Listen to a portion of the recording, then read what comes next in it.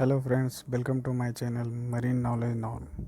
Video में आगे बढ़ने से पहले मेरे चैनल को सब्सक्राइब करने के बाद बेल आइकन को दबा दें ताकि आने वाली हर वीडियो की नोटिफिकेशन आपको मिल जाए। On to Solas, okay, it deals with safety precautions and safety procedures, right from construction of the ship to real emergencies like abandoned ship, fire, etc. Grounding, collision, everything. It talks about use of information and how to go about it. Sets up everything, okay, including the ISM code. Everything is taken care by Solas, okay. Okay. So we know how it goes, and it came into force by acid.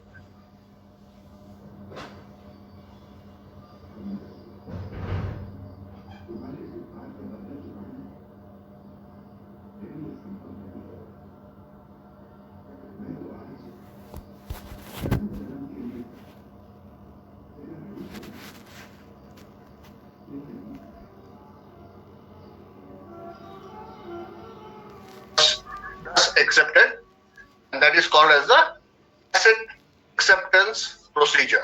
Okay.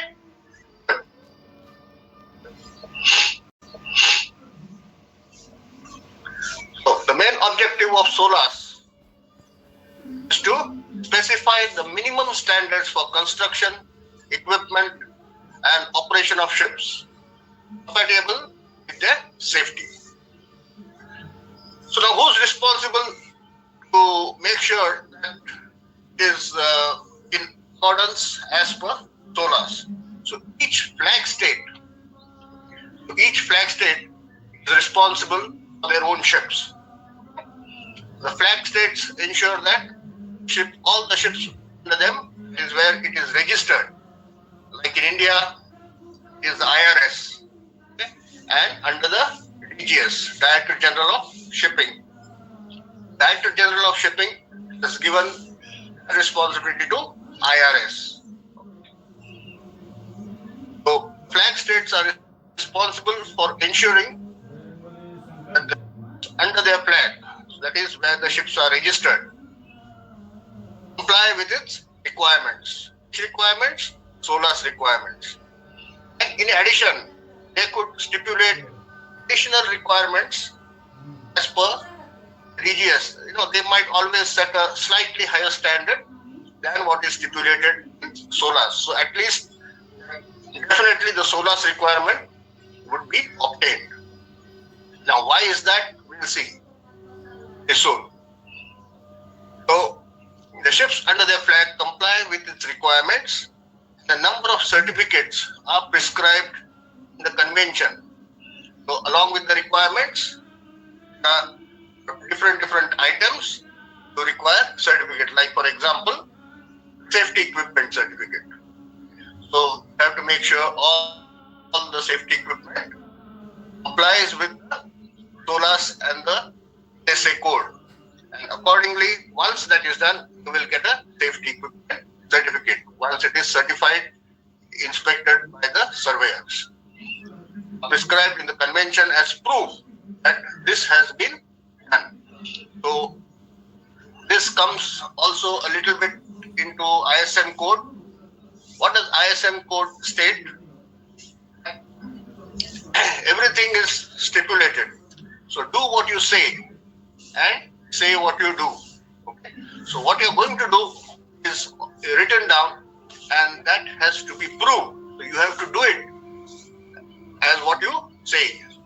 So say what you do and do what you say, in short. So although all this minimum requirement is there, it has to be shown, and a proof of that has to be seen by the attending surveyors. And only with that proof will the certificate be issued. I hope you have got this. Okay. Now, when the ships comply with all these requirements, when they come to any port, okay, the Solas also has control provisions. That is, each flag state is given control to go and inspect ships just to make sure that the ships are really complying, and it's not only for the duration of the survey that things are got. Like there are some some vessels which during when they're in port, and if they have a survey, they get some things from another ship, okay, for the survey part of it. Once the survey is done, they take that equipment and give it back to their other ship, okay. So there are a lot of ships which are caught in that, which is why all these control provisions have been also stipulated. Control provisions also allow contracting governments to inspect ships of the contracting states. There are clear grounds for believing the ship and its equipment do not substantially comply with the requirements of this convention. So when the ship, and this procedure is known as port state control. So nowadays, whenever a ship goes to any country, so that the port state control of that particular country will definitely board your ship. And as I had told in class also, as they will see your ship right from the time they step on the gangway. First, they will see the ship from outside, how it looks. They have taken care of the ship side. You have been regularly touching up. You know the term as touch up. So if there's any rust somewhere on the ship side, you are taking proper measures to control the corrosion. So they make sure how well the ship's complement, the people on the ship are taking care of the vessel. Again, remember, all this is for our own safety. Okay, don't think that they are trying to target you. The idea is to keep you all safe. And when are you all safe? You're safe only if the ship is in a good condition and all the equipment is present, working, tested, tried out, and then nothing can go wrong. And in case anything goes wrong, definitely you have the implements, your appliances to control it. So that is the reason of the port state control visit. Also, they do not want any accidents or any problems taking place in the waters. So which is why they make sure that the ship is in good condition. Okay. The current Solas Convention includes articles setting out general obligations, amendment procedures, and so on, followed by an annex divided into 14 chapters, briefly described hereafter. So we'll see various chapters covered by Solas and what all goes into it. Okay.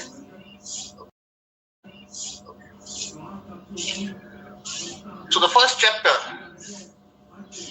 deals with general provisions, that is the surveys and certification of all the safety items, the structure, machinery, etc. So who carries out the surveys, the certification, the classification society, which all certificates are present, which all certificates are due, what all goes into that, what are the checks that are done, everything you will find in chapter 1.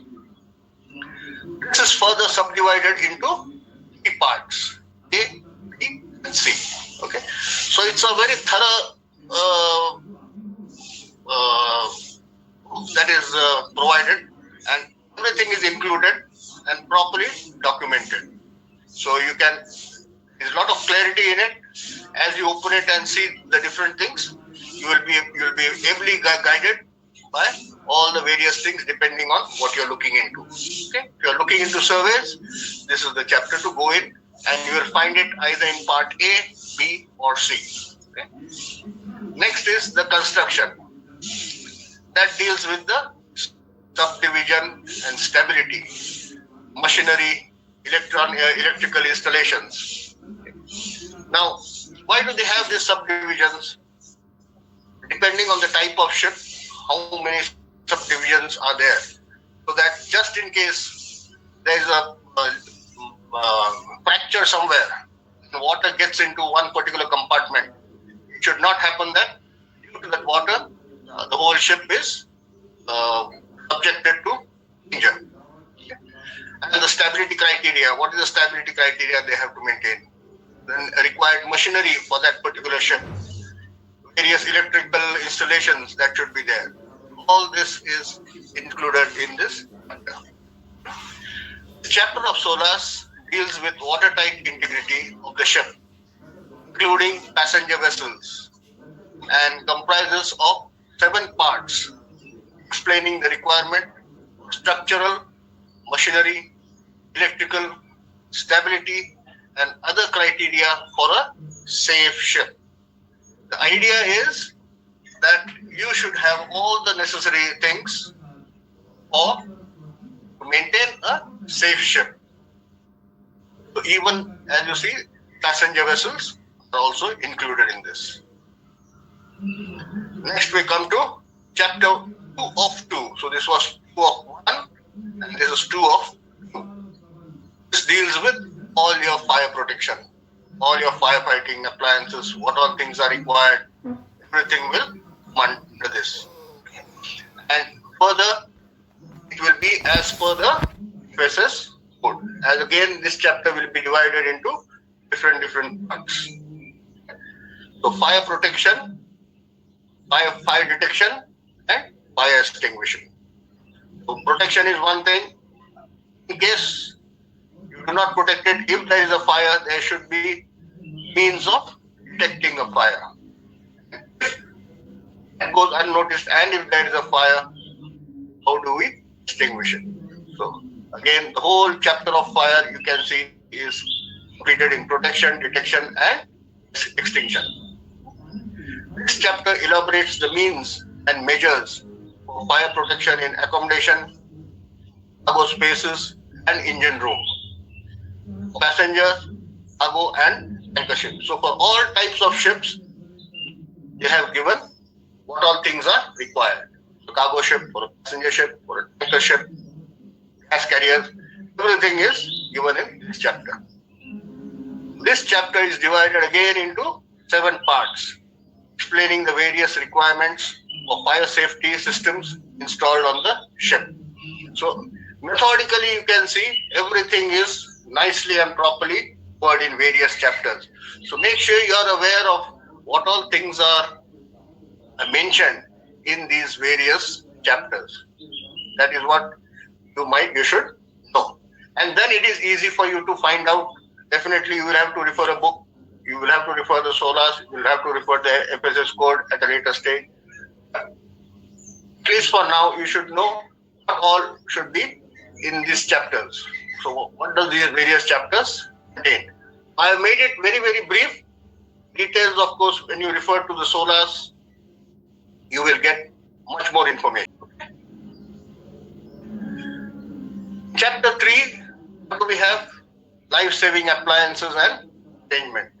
Again, this deals with all the life-saving appliances. So your lifeboat, your life craft, your buoys, what all the equipment that you can think life-saving appliances is in this. So this includes requirements for life-saving appliances and arrangements, including the requirement for lifeboats, rescue boats, life jackets, according to the type of ship. So whichever type of ship, you will find all this included in that. International life-saving appliances, that's the LSA code, gives specific technical requirement. Similarly, although it contains this technical requirement, how should it be? What is the capacity? What is the dimensions? All this will be in the LSA code. Similarly, for the in the firefighting, it will be in the FSS code, which is why you should need to know LSA code and FSS code. For different things, you have already got it. Do check it up and make sure that you are aware of various items as in the code. That is important. They give specific technical requirements for LSAs and is mandatory under Regulation 34, which states that all life-saving appliances and arrangements shall comply with the applicable requirements of the LSA code.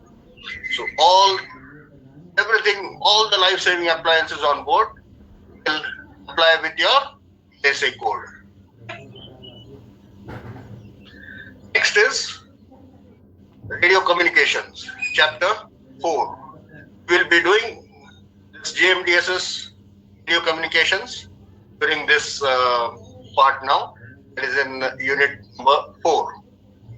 So this time we'll be doing 1 and 4.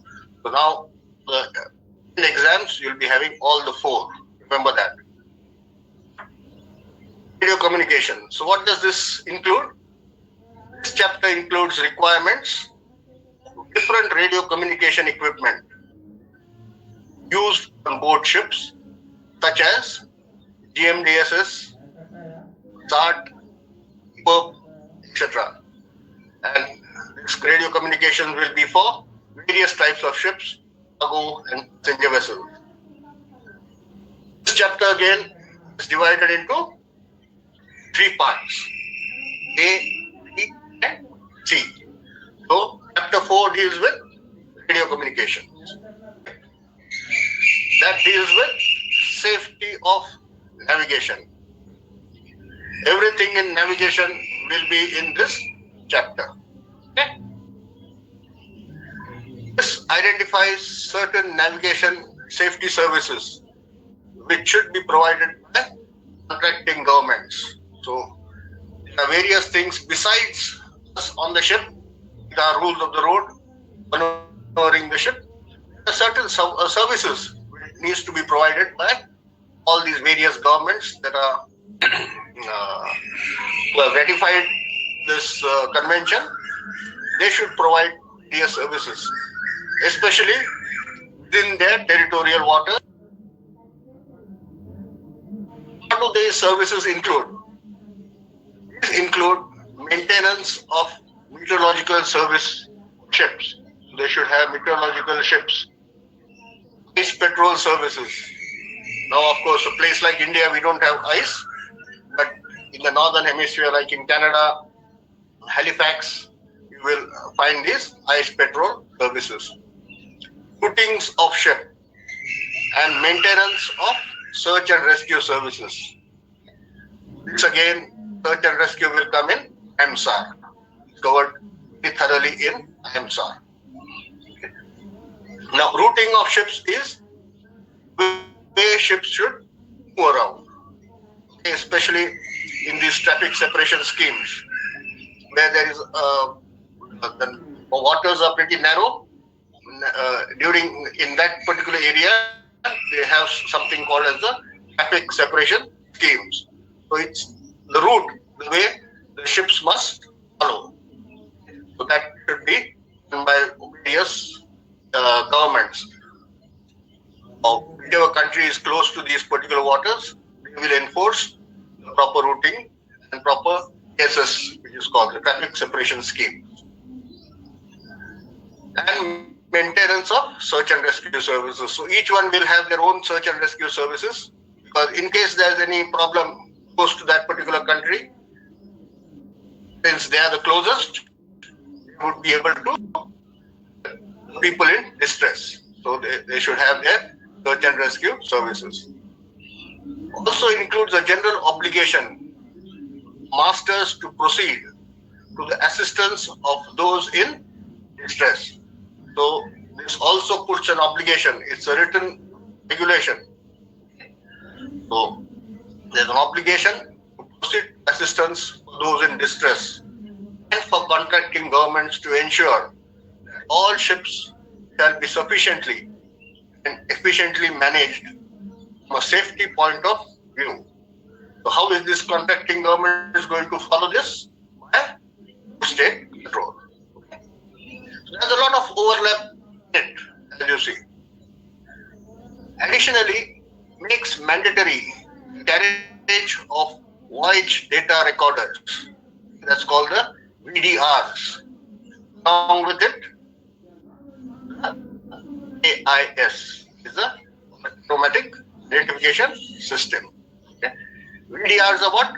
Voyage data recorders. So there's a recorder on board which records all the activities that are going on the ship. It's like the black box in the aircraft. Similarly, this VDR is a recorder which is placed.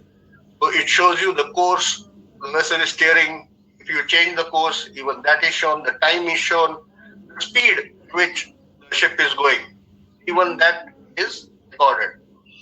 Many also have a voice recorder also. Okay, so whatever you speak on the bridge is also recorded. Now, this is important. When everything is going fine, that's okay. But there is a collision or accident, grounding, or any type of emergency, whatever is stopped on board, whatever action is taken on board with regards to your speed, your engines, your course alteration, everything is recorded, and then later on, everything is analyzed to make sure that the actions taken on board are proper as depending on the circumstances and conditions that has taken place. Okay? And from this could be advantageous for you or it could be a disadvantage. But the idea is this is all recorded. That is what you should know. Okay? So make sure that is why a lot of learning is required, and you when you're keeping watches, you keep watches with second officer, with chief officer, in, along with master as you go in seniority, and that is how then you become officer of the watch, and all these things are recorded. And again, that is why your ROR is very important, because any wrong action on your part, you may deny it, but it is recorded. Okay, so nothing is hidden. So make sure ROR is fit and fat. You know your directions, you know your compass, you know what you're doing, you know your duties, you know how to handle the various equipment on board, and how to keep a good lookout. Board deal with carriage of cargoes. Now this chapter 6 deals with carriage of cargoes, all types of cargoes except liquid and gases in bulk. Okay, so it's mostly solid bulk cargoes and not liquids and gases. So carriage of cargoes, chapter 6 covers all types of cargoes except liquids and gases. So what it covers is solid bulk cargoes, which owing to their particular hazards, ships or persons on board may require special precautions, include requirements for storage and securing of cargo and cargo units, such as containers. What are cargo units? Cargo units are individual cargoes, like such as containers. So they are in like boxes or gunny bags. They're called as units. The other one is bulk cargo. What is the difference between this? Bulk cargo is just loose cargo, like you have grain, like you have cement, your iron ore, your coal, manganese, oxide, such cargoes which are just in bulk, which is not in any way called as bulk cargoes. So when you talk of cargo units, it could be a general cargo or it could be containers, things like that, something that is packed. And the chapter requires cargo ships in grain to comply with the International Grain Code. So remember, this grain code is not included in this solid bulk cargo code. Okay, it's got a code of its own, which will deal separately. This has got a different sort of a phenomena and separate dangers attached to it, which is why it is made in a different code called as the International Grain Code. The rest of the bulk cargo comes under Solid Bulk Cargo Code, IMSBC, that is International Maritime Solid Bulk Cargo Code. Now, what is covered in this?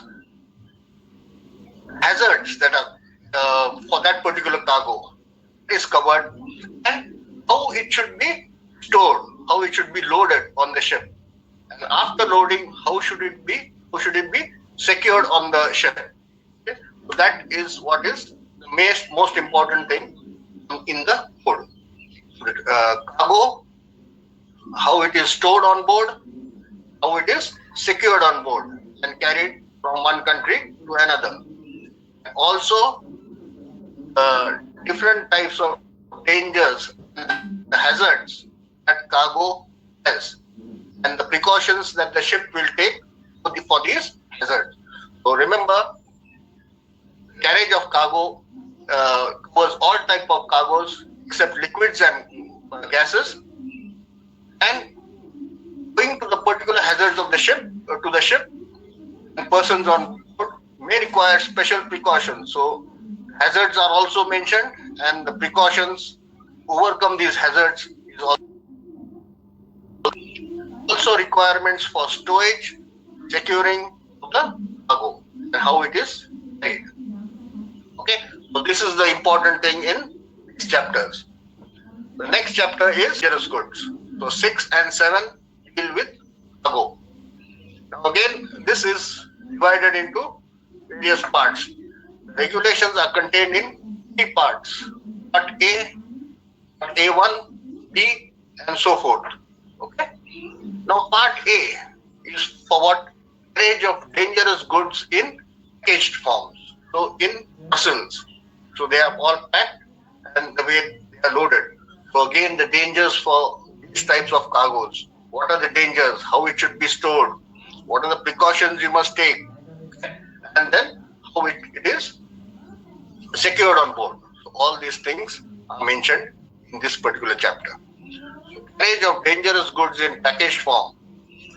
This includes provisions for classification, packing, marking, labeling, and carding. Now all these things come in the IMDG code, which will also be separately. Okay. So carriage of all dangerous goods should have these particular things.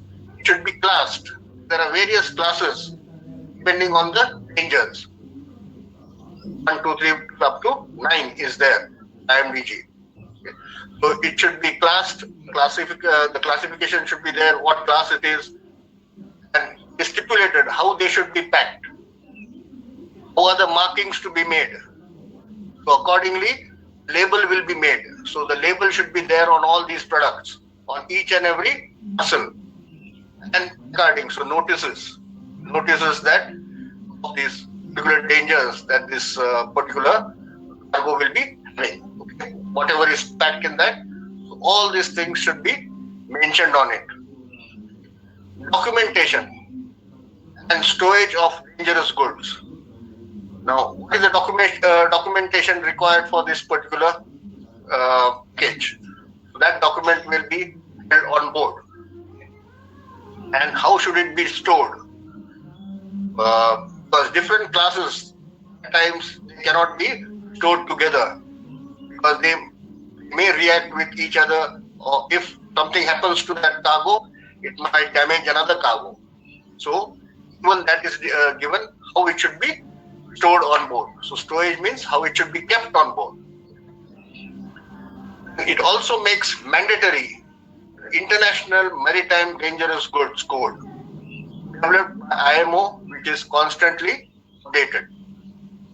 So all this will come with your IMDG code. And again, as we said, all these are mandatory. And even if some are not mandatory, what do the flag state do? Whatever comes from IMO, they take it and make it mandatory for their particular ships, and automatically is enforced by your classification society. All guidances, your notices, your information, whatever is comes out from IMO, most of the things are taken by various flag states and included in their regulations. So automatically it becomes mandatory. And of course, IMDG code is definitely a mandatory convention and code. So we'll go through it again. Carriage of dangerous goods. Regulations are contained in 3 parts. The first part A deals with carriage of dangerous goods in packaged form. Okay? So packed form. This includes provisions for the classification, packing, marking, labeling, and carding. Also, the documentation and storage of the dangerous goods. So all these dangerous goods will conform to all these things. Also, what does it do? It makes mandatory the International Maritime Dangerous Goods. That is the IMDG code. It is developed by IMO. Okay. Next is carriage of dangerous goods in solid bulk form. So there are two things which are not dangerous and which are dangerous. Again, there are various classes in this. This again covers the documentation, storage, and segregation requirements of these goods and requires reporting of incidents involving such goods. So again, it gives you the guidelines for documentation, what all different documentation goes into it. Just as you have for carriage of chemicals and various things. Along with this, also you will have your, which is the documentation which gives you all the information. What is that sheet called as? Let me know. Okay. The storage, segregation. Okay. Requirements for these goods requires reporting of incidents involving such goods. So in case there's any problem of any sort, there's a shift of cargo, if it breaks open, if there's a fire, if there's something that is leaking, okay, if it is gets wet, any such incidences should be reported involving such goods, and the reporting procedure is also mentioned. So carriage of dangerous goods in solid form was the documentation, storage and segregation requirements for these goods and requires reporting of incidents involving such goods if it reacts with any such things. So anything to do with dangerous cargoes, make sure our documentation is there, storage and segregation is as per the IMDG code. This will study in detail when we come to IMDG code. Next, part B of the chapter. Construction and equipment of ships carrying dangerous liquid chemicals. Now, first we saw the dangerous goods in packaged form, then in solid bulk form, then we have the ships carrying dangerous chemicals. All this is in bulk. Chemicals in bulk and requires chemical tankers to comply with the International Bulk Chemical Code. So now, as you see, dangerous goods, you have the IMDG code, you have the IMBC code here, and here you have the IBC code. That is for your liquid chemicals. And remember, this is for your dangerous goods. Remember that thing. In dangerous goods, you have various things. So make a separate thing for dangerous goods and put all the various codes that it was. So each part can be studied separately. So ships carrying dangerous chemicals will follow the IBC code. So here they will stipulate various cargoes that are required, comes into IBC code, how it should be carried, the dangers this particular cargoes possess, how to tackle these dangers, the precautions to be carried out. So all this information will be in this particular chapter. Next one, part C, was construction and equipment of ships carrying liquefied gases. So that was liquid. Now here we chemicals. Here we have gases. Part C covers construction and equipment of ships carrying liquefied gases in bulk and gas carriers to comply with the requirements of the International Gas Carrier Code. So for liquefied gas, we have the AGC code. So everything, as you can see, is broken down and everything has got a code for its own self. So it becomes very easy as to what you should refer. Depending on the type of ship that you are in, you will have all these codes available. So you can refer them and get the necessary information as to how you go about carrying this particular cargo. Part D includes special requirements, the carriage of packaged irradiated nuclear fuel, plutonium, and high-level radioactive waste on board ships, and requires ships carrying such products to comply with the international code for the safe carriage of packaged irradiated nuclear fuel, plutonium, and high-level radioactive waste on board ships. Is in the INF code. Okay, so irradiated nuclear fuel. So it's not radiated. So it has got fuel from which it can release the nuclear waves, fumes also can go. So plutonium. So there's a lot of radioactive waves and waste are created, and which should be treated as per the INF code. So this carriage is a very dangerous thing, as you can see. Nuclear fuel and plutonium and high-level radioactive substances are there. So how these should be carried, how the packing should be, where it should be stored, how it should be stored, all this information will be covered in Part D. And again, nuclear ships. These are all special types of ships, just like you have your tankers, your gas carriers, your liquid carriers, your oil carriers, bulk carriers. These are all different types of ships carrying a particular type of cargo. So you cannot have a ship carrying a different type of cargo because they are made in such a way. Again, it comes to the Solas your way of construction. Okay, so depending on the type of ship, the construction is made that particular type of cargo. So nuclear ships are constructed accordingly. These ships are your gas carriers, liquefied gas carriers are again constructed as per the requirements, which can carry all these things. Now, how to go about carrying it will be guided. You will be guided by that particular code, depending on that particular type of ship. So that is why you should know which code is for which type of ship. Once you know that, go to the code to find out all the various types of cargoes mentioned, how it should be carried, what are the dangers of that particular type of cargo, what are the precautions you need to take for that particular type of cargo, and what are the dangers lie, so you can be ready for in case there's any problem for that with regarding to fire, with regarding to spillage. Most of them, they are also pollutants, so you must take care of that as well. Everything will be mentioned in that particular code. Now, what we want to see right now over here is what do the Solas contain. Okay.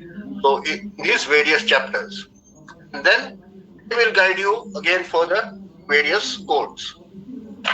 Okay, so we'll go back to the nuclear ships of chapter 8. Gives basic requirements for nuclear powered ships and is particularly concerned with radiation hazards. Okay. It refers to detailed and comprehensive code of safety for nuclear merchant ships, which was adopted by IMO Assembly in 1981. So again, the nuclear ships, you got to refer to the code of safety for nuclear merchant ships. So each type, as you see, has got a separate code, and they have to be referred to it if you are serving on that particular type of ship. At sea, we saw IGC code, and the other one is for radioactive waste and irradiated fuel.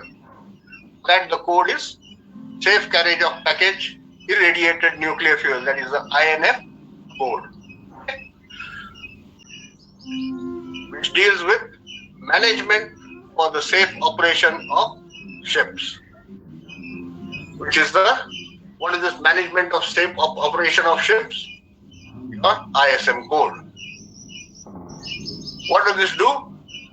It makes mandatory the International Safety Management Code, which requires a safety management system to be established by the ship owner or any person who has assumed responsibility for the ship.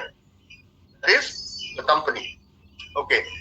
Now, this is another one that has been included in Solas because initially ships, uh, although they used to follow Solas, had no proper system on board as to how the actual work should be carried out. Proper procedures were not written down. Okay. People used to do it from their own experience. Okay. So it was difficult for people who did not know, who had joined the ship, uh, who had just joined the ship, to carry out different type of work. So there was a lot of accidents due to it, which is why this ISM code was brought in, which laid more emphasis on the company rather than on the people on board. They made the company to have procedures set in place, proper procedures and guidelines and methods on how to go about doing that particular job on the ship. So all this thing is carried out by the company and then put on board. And there's a separate certificate that is issued to the office and to the ship. So management of safe operation of ship, it makes mandatory International Safety Management Code, the ISM code, which requires a safety management system to be established by the ship owner or any person who has assumed responsibility of the ship. Okay, so this assumed responsibility is definitely the company. Okay. So, or if it's not the company, if the ship owner has given it to another agency, that particular agency will be responsible as well. So all procedures and systems have to be maintained and it should be documented. So that is what ISM code basically deals with. Also how it should have various manuals, it should cover all the dangers, how to go about various dangers, emergencies. All this will be included in this ISM code. When we go into that separately, we will cover it in detail. Okay. Then in chapter 10, safety measures for high-speed craft. This makes mandatory the International Code for Safety for High-Speed Craft, that is the HSC code. Now, this is mostly if your vessel has got a high-speed craft, then the personnel on board should have a certificate and have done this course for high-speed craft. This is mostly for offshore vessels. They have high-speed craft. Nevertheless, it might be on any of your vessels as well. So in case you have it, the company will insist that you do this course for high-speed craft. It's a certificate that you have. Just like the various other courses that you do, your lifeboat course and your life raft and all that. So safety courses. Similarly, you might have a course for, in fact, there is a course for high-speed craft. Okay. Next, chapter 11.1, special measures to enhance maritime safety. Which is this maritime safety? Clarifies requirement relating to authorization of recognized organization responsible for carrying out surveys and inspections on administration behalf. Enhanced survey, ship identification number scheme, and port state control on operational requirements. So there could be various recognized organizations which are called as RO. So they may be given some duties to on behalf of the administration, because as it is, the administration is overloaded with a lot of work. They might give some work to some recognized organizations. Now they could be mostly your classification societies who do these various surveys on behalf of your administration or your state. Okay? So this is what special measures to enhance maritime safety. It is just to check that everything is well and everything is safe. The ship is complying with the necessary rules and regulations. Okay. Next, chapter 11.2. What does this deal with? Special measures to enhance maritime safety. Now, as you know, with this 9/11, which took place in the US, the Twin Towers, after which came into force this ISPS code. This is the fastest code that has come into being. There was never such a code that came into existence so fast as the ISPS code. The regulation 11.2.3 of this chapter enshrines the International Ship and Port Facilities Security Code. That is the ISPS code. That is, this is now part of Solas. ISPS has been enshrined means what? It has absorbed this code. Solas has absorbed this code. This again is in part A and part B. This particular ISPS code. Part A of the code is mandatory and part B contains guidance to comply the mandatory requirements. So part A of this ISPS code is mandatory. And how to make it mandatory, how to achieve this, what is stipulated in part A is mentioned in part B. So this is part B is the guidance on how it should be implemented on the ship. Regulation 11.2.8 confirms the role of master overriding authority to maintain security of the ship and shall not be constrained by the company, charterer, or any other person in this respect. So, in this also there is one clause which is given, overriding authority of the master. So, whatever may be written, master at that time, because he is on the ship at that particular place where this emergency has taken place. So he can decide as to what is the best thing that he should do. So whatever is mentioned in these regulations, he can override it. So he's got this overriding authority. For what is that? To maintain the security of the ship and personnel. Okay?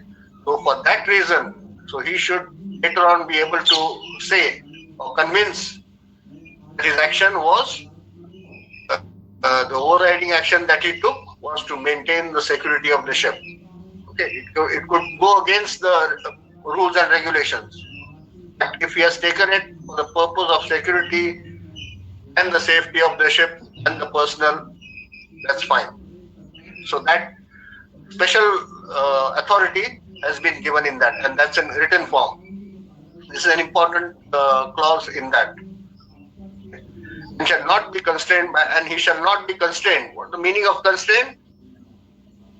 He should not be subdued, or he should not be frightened by the company, the charterer, or any other person in this respect. So he can do whatever he wants if he thinks that in his opinion that is the correct action for the security and safety of the ship and personnel. Okay, then he can do away with whatever rules and regulations is maintained. He can override it. That authority is also mentioned in the regulations. Next, 11.2.5 requirement of a ship security alert system. So this also stipulates that all ships, the requirement of a ship security alert system. Now this will be covered when we are doing the communication system. Is your GMDSS. When we are doing that in Unit 4, we will cover this ship security alert system. This is the system where just by one press of a button, okay, you can release all that it will everywhere the message will go that the vessel is in danger and there is a security threat to that particular vessel. So everywhere immediately this information will be alerted. You'll first go to your back state and from there to your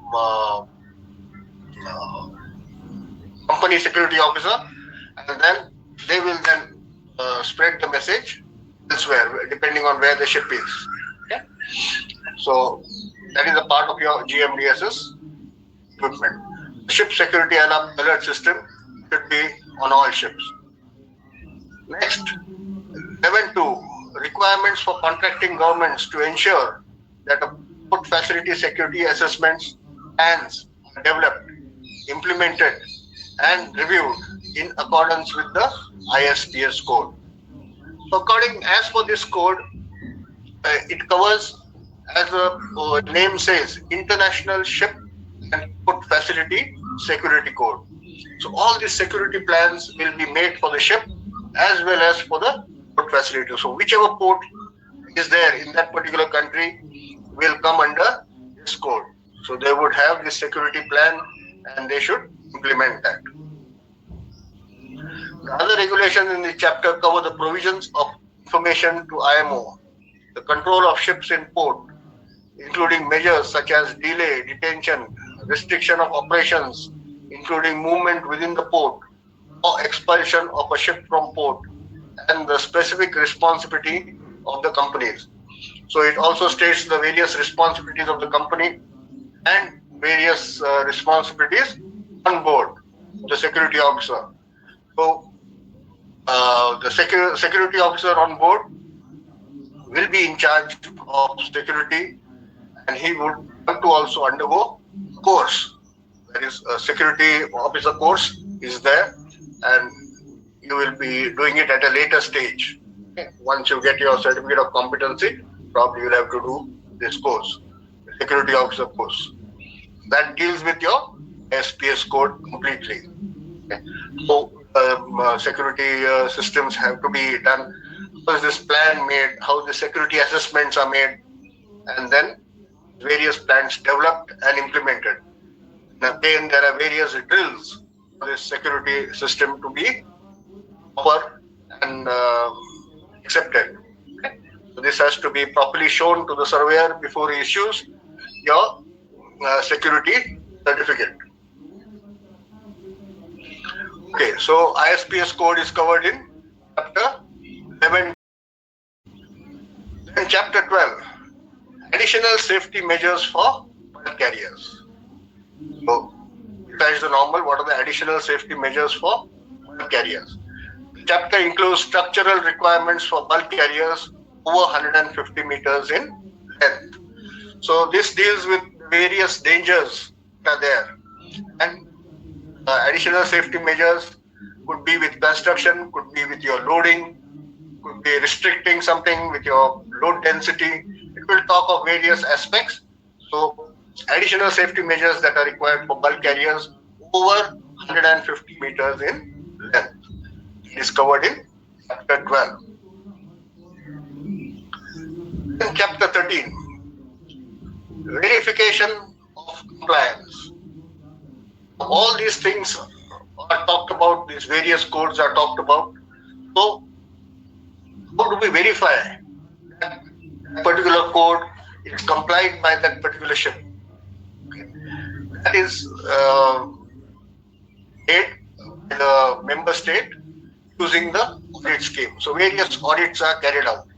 An initial audit, an internal audit is carried out by the company, and then an external audit is also carried out by the classification society to verify compliance.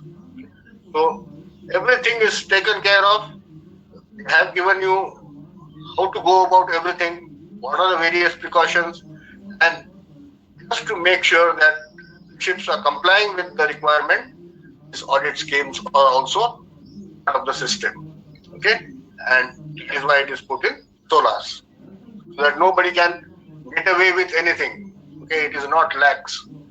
And here, all your PMS, everything will be taken care of. Okay. This is a new thing for ships operating in polar waters. Safety measures for ships operating in polar waters. That is the polar code.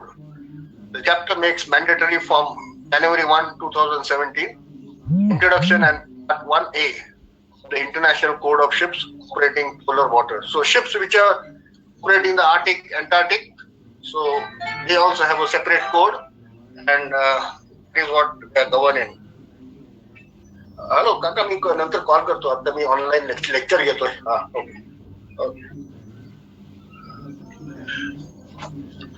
Okay, so now these are the 14 chapters. So all you've got to know right now for this is what are the various chapters covered under Solas and what do they actually say? What do each chapter says? So this is the important thing about Solas that you know. So once you know where to look for, you can just go to that particular chapter and read about it, or you can refer to that particular code depending on the type of ship that you are, and you'll get all the information on the different types of cargoes that the particular ship will carry. And of course, it also depends on the type of certificate that you have. It's called the fitness certificate, which will stipulate the various types of cargoes that the ship can carry, especially your noxious and your dangerous goods. All those things will be mentioned over there on that certificate. So you have to cross-check that ship can carry that particular cargo. If a particular cargo is not mentioned, then you have to inform them that you cannot carry this cargo as it is not mentioned in the certificate. Now for that also there are measures for that, which will come to it at that particular time. Now just make sure you know these various 14 chapters and what do they contain, what do they talk about.